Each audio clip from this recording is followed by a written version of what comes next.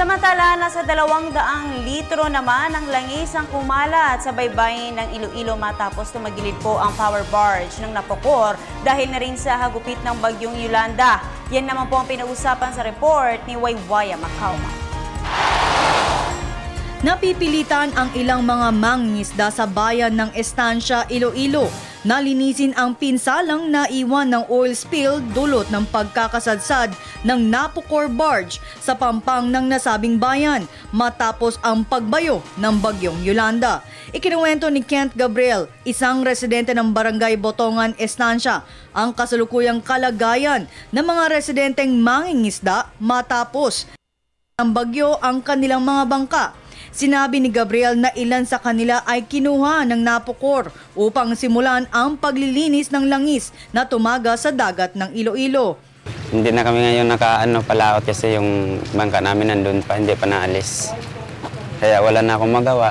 Nagtrabaho na lang ako dito kahit mabaho.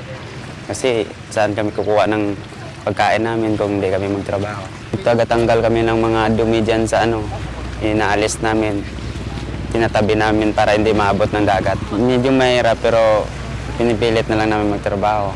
Kasi masakit yung sa dibdib yung baho ng amoy ng oil spill. Pinipilit na lang namin magtrabaho para makakita kami ng pera, pambili ng bigas, lahat ng pagkain sa loob ng bahay.